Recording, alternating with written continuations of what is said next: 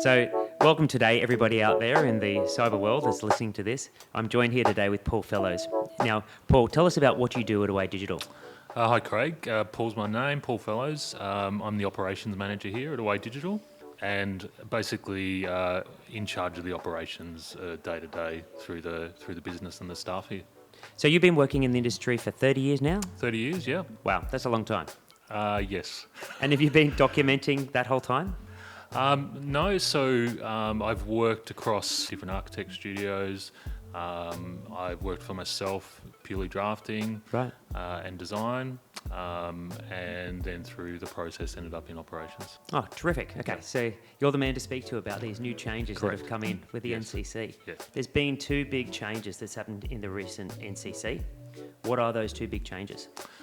So as of the 1st of May 2023, the new changes come into effect. The first one is the Liveable housing standards, and the other one is the 7-star energy rating. So, Livable, what's livability about?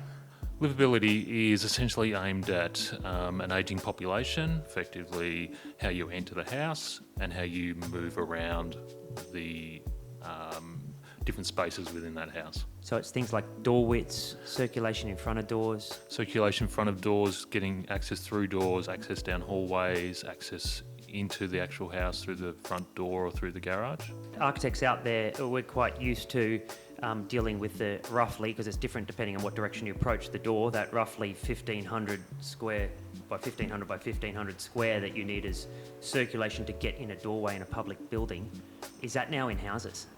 Yes, that will be, yes. Oh, really? So, Yeah. like, gone are 900 wide corridors. Well, it's essentially making these houses adaptable to anyone. So it's an adaptable. It's future-proofing. Future-proofing, okay. So it's an ageing in place future-proofing. But I imagine for the first home buyer out there who's in their 20s with a new child moving into a new house, they're not thinking about future-proofing, but they're going to have to pay more for this because it's bigger corridors, bigger houses, more cost, right?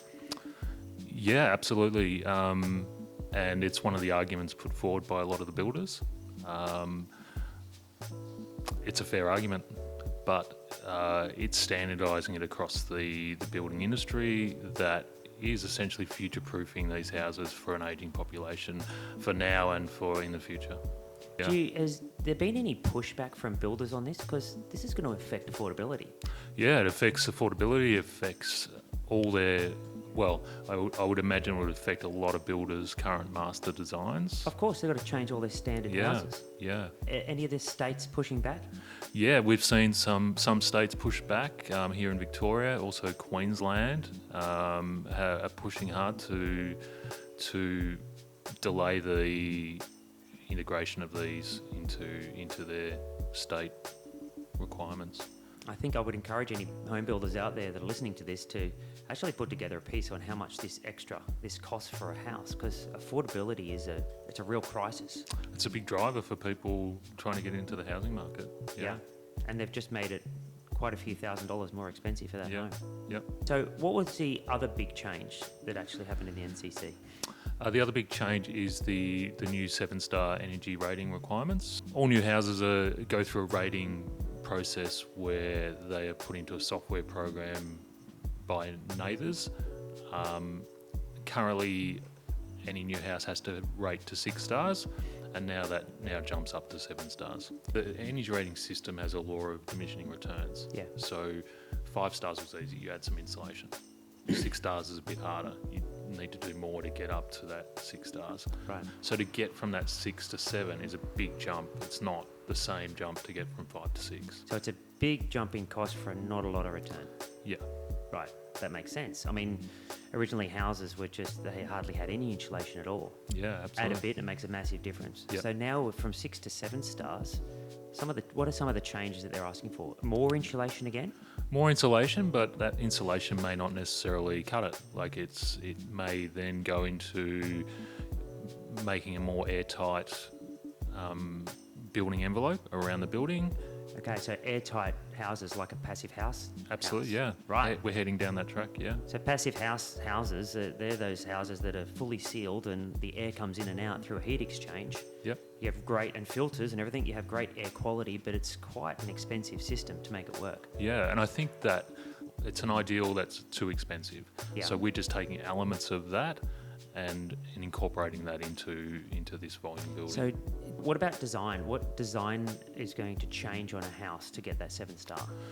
Well, I think design will be fundamental. So window placements, north-facing orientation. But hang on, north-facing, like if you've got a street that runs east-west, you've got half the houses with a backyard facing north and the other half don't. So how do you take into account the orientation for like the living room? Yeah, so I think this is where the builders are needing to look at their master design and how they rate in every orientation. So that worst case orientation, if they can meet that 7-star rating on that worst case orientation, they will know that it will fit on any block. Right, so the designers are going to have quite a feat cut out for them. Absolutely, yeah. Someone comes in there and says, I want this style house, I bought the block of land, and it's like, well, you can have that house, but you've got to change everything in it in order to get 7-star. Yep. Wow, so that's going to be some challenges there. Yeah, absolutely. So what about things in the world of documentation? A lot of this will be resolved by the home builders in their masters. Yep. When it comes to the actual documentation of these to get these 7-star, are you looking at things like thermal bridging and wall constructions in order to achieve those insulation requirements? Essentially, when it comes to us, that part of it, we'd like to think has been resolved by the builder, and we can offer suggestions if it doesn't rate to that point. But our process is looking at how it fits on that particular block of land. Yep. And then if it doesn't rate to the 7 stars, how we can make suggestions to how that can then because you're meet seeing that rating.